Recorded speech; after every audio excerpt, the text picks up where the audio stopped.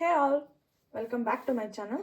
So ಇವತ್ತು ನಾನು ಮಂಗಳೂರು ಉಡುಪಿ ಕಡೆ ಸಿಗುವಂಥ ಮಂಗಳೂರು ಬನ್ಸ್ನ ಮಾಡ್ತಾ ಇದ್ದೀನಿ. ವೆರಿ ಟೇಸ್ಟಿ ಆ್ಯಂಡ್ ಫ್ಲಫಿ ಆಗಿ ಬರುತ್ತೆ. 2 ಹಣ್ಣಾಗಿರೋ ಬಾಳೆಹಣ್ಣು ತೊಗೊಂಡಿದ್ದೀನಿ. ಈ ಥರ ಬಾಳೆಹಣ್ಣು ಹೆಂಗಿದ್ರು ನಿಮ್ಮ ಮನೇಲಿ ಇರುತ್ತೆ. ಸೊ ಯಾವುದಾದ್ರೂ ಫಂಕ್ಷನ್ ಇದ್ದಾಗ ಮಿಕ್ಕುತ್ತೆ. ಅದನ್ನು ಈ ಥರ ಟೇಸ್ಟಿಯಾಗಿ ಮಾಡ್ಕೊಳ್ಳಿ. ತುಂಬ ಹಣ್ಣಾಗಿರೋ ಬಾಳೆಹಣ್ಣು ಆದರೆ ನಿಮಗೆ ಟೇಸ್ಟು ಚೆನ್ನಾಗಿ ಬರುತ್ತೆ. ಸೊ ಹಣ್ಣಾಗಿರೋ ಬಾಳೆಹಣ್ಣು ತೊಗೊಳ್ಳಿ. ನಾನಿಲ್ಲಿ 2 ಬಾಳೆಹಣ್ಣು ತೊಗೊಂಡಿದ್ದೀನಿ.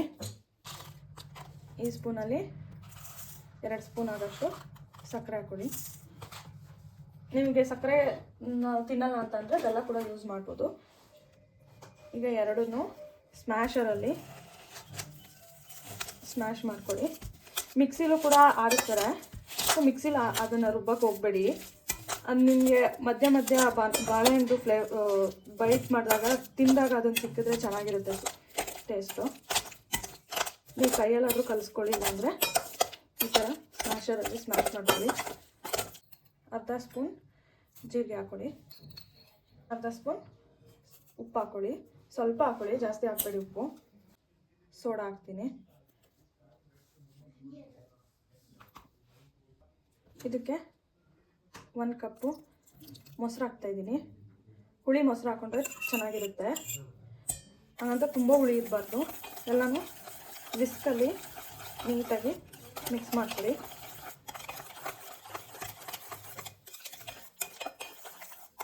ನಾನು ಗೋಧಿ ಹಿಟ್ಟು ಹಾಕ್ತಾಯಿದ್ದೀನಿ. ನೀವು ಬೇಕು ಅಂತಂದರೆ ಮೈದಾ ಕೂಡ ಹಾಕೋಬೋದು.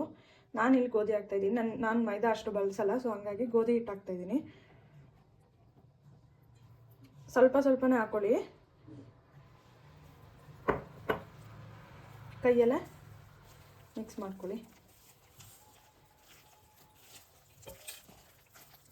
ತುಂಬ ಹಣ್ಣಾಗಿರೋವಂಥ ಬಾಳೆಹಣ್ಣು ತೊಗೊಳ್ಳಿ. ಅದು ಪಚ್ಚ ಬಾಳೆಹಣ್ಣು ತೊಗೊಂಡ್ರೆ ಟೇಸ್ಟ್ ಚೆನ್ನಾಗಿರುತ್ತೆ ನಿಮಗೆ.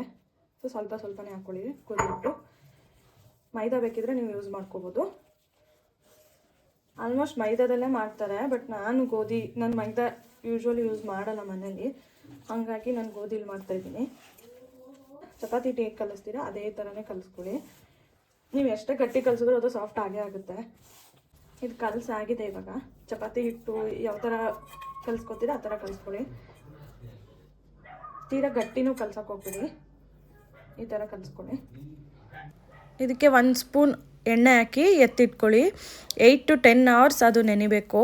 ನೀವು ಈವ್ನಿಂಗ್ ಸ್ನ್ಯಾಕ್ಸ್ಗೆ ಮಾಡ್ಕೋತೀನಿ ಅಂದರೆ ಮಾರ್ನಿಂಗ್ ಕಲಸಿಡಿ. ನೀವು ಮಾರ್ನಿಂಗ್ ಏನಾದರೂ ಮಾಡ್ಕೋತೀನಿ ಅಂತಂದರೆ ನೈಟೇ ಕಲಸಿ ಇಟ್ಕೊಳ್ಳಿ. 8 to 10 hours 8 ಅವರು ಆದಮೇಲೆ ಹಿಟ್ಟು ಈ ಥರ ಆಗಿರುತ್ತೆ. ಅದನ್ನು ಲಾಸ್ಟಲ್ಲಿ ಒಂದು ಸಲ ಮಿಕ್ಸ್ ಮಾಡ್ಕೊಳ್ಳಿ. ಮಾಡಿಕೊಂಡು ಒಂದೊಂದೇ ರೌಂಡ್ ತೊಗೊಳ್ಳಿ.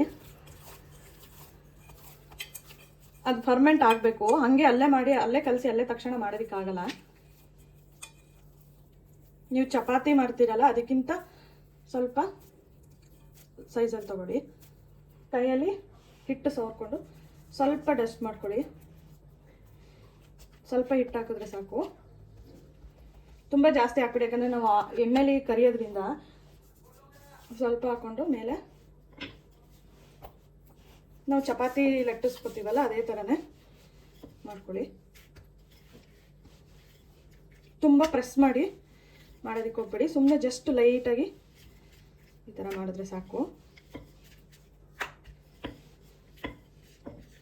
ಇಷ್ಟು ದಪ್ಪ ಬರಬೇಕು ನೋಡಿ.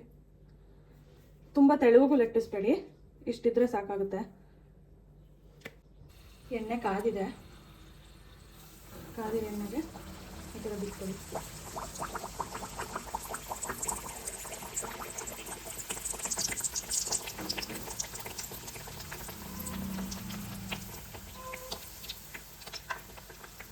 ಪೂರಿ ಮಾಡ್ಕೊತೀರಲ್ಲ ಅದೇ ಥರನೇ ಮಾಡ್ಕೊಳ್ಳಿ. ಉಬ್ಬುತ್ತೆ ಅದೂ ನೋಡಿ. ಪೂರಿ ಥರನೇ ಉಬ್ಬುತ್ತೆ. ಮತ್ತು ಇನ್ನೊಂದು ಸೈಡ್ ಬೇಯಿಸ್ಕೊಳ್ಳಿ. ನೀವು 8 to 10 hours ನೀವು ಫರ್ಮೆಂಟ್ ಮಾಡೋಕೆ ಬಿಟ್ಟರೆ ತುಂಬ ಸಾಫ್ಟಾಗಿ ಈ ಥರ ಪೂರಿ ಥರ ಉಬ್ಬುತ್ತೆ. ಬೇಗ ಬೆಂದೋಗುತ್ತೆ ನಿಮಗೆ. ಮೀಡಿಯಮ್ ಫ್ಲೇಮಲ್ಲಿ ಬೇಯಿಸ್ಕೊಡಿ. ಇಷ್ಟಾದರೆ ಸಾಕು. ತುಂಬ ಜಾಸ್ತಿನೂ ನೀವು ಡೀಪ್ ಫ್ರೈ ಮಾಡಿದ್ರೆ ಅದು ಗಟ್ಟಿ ಆಗೋಗುತ್ತೆ, ತುಂಬ ಸಾಫ್ಟಾಗಿ ಬರೋದಿಲ್ಲ. ಸೊ ಇಷ್ಟಿದ್ರೆ ಸಾಕು. ಒಂದೊಂದೇ ಮಾಡಿ ತೆಗೆದಿಟ್ಕೊಳ್ಳಿ. ತುಂಬ ಜಾಸ್ತಿನೂ ಏನು ಆಯಿಲ್ ಏನೂ ತೊಗೊಳ್ಳಲ್ಲ ಅದು. ನೋಡಿ, ತುಂಬ ಜಾಸ್ತಿ ಆಯಿಲ್ ಏನು ಕಾಣ್ತಾನೂ ಇಲ್ಲ ನಿಮಗೆ. ತುಂಬ ತೆಳುವಾಗೂ ಲಟ್ಸೋದು ಬೇಡ, ಹಾಗಂತ ತುಂಬ ಮಂದಕ್ಕೂ ಲಟ್ಟಿಸ್ಬೇಡಿ, ಯಾಕಂದರೆ ಒಳಗಡೆ ಬೇಯೋದಿಲ್ಲ. ಹೊರಗಡೆ ಮಾತ್ರ ಬೇಯುತ್ತೆ, ಒಳಗಡೆ ಬೇಯಲ್ಲ. ಸೊ ಮೀಡಿಯಮ್ ಆಗಿ ನಾನು ತೋರಿಸೋದಲ್ಲ ಆ ಥರ ಲಟ್ಟಿಸ್ಕೊಳ್ಳಿ. ಎಲ್ಲರೂ ಮನೇಲೂ ಬಾಳೆಹಣ್ಣು ವೇಸ್ಟ್ ಮಾಡಿ ಬಿಸಾಕೋದ್ರ ಬದಲು ಈ ಥರ ಮಾಡ್ಕೊಳ್ಳಿ. ಟೇಸ್ಟ್ ಅಂತೂ ತುಂಬ ಚೆನ್ನಾಗಿರುತ್ತೆ. ಒಂದು ಸಲ ಟ್ರೈ ಮಾಡಿ. ಮಕ್ಕಳು ಸ್ನ್ಯಾಕ್ಸ್ಗೆ ಎಲ್ಲರಿಗೂ ಇಷ್ಟ ಆಗುತ್ತೆ, ಚಿಕ್ಕವರಿಂದ ದೊಡ್ಡವ್ರಿಗೂ ತುಂಬ ಇಷ್ಟ ಆಗುತ್ತೆ ಇದು. ಇದಾಗಿದೆ. ಸೊ ಎಣ್ಣೆನ ಹಿಂಗೆ ಸೋಸ್ಕೊಂಡು ಎತ್ತಿಟ್ಕೊಳ್ಳಿ. Very soft and fluffy Mangaluru buns. So ನೀವು ಒಂದ್ಸಲ ಮನೇಲಿ ಟ್ರೈ ಮಾಡಿ. ಈ ವಿಡಿಯೋ ನಿಮ್ಗೆ ಇಷ್ಟ ಆಗಿದರೆ ಲೈಕ್ ಮಾಡಿ, ಶೇರ್ ಮಾಡಿ ಆ್ಯಂಡ್ ನನ್ನ ಚಾನಲ್ನ ಸಬ್ಸ್ಕ್ರೈಬ್ ಮಾಡಿ. Thank you.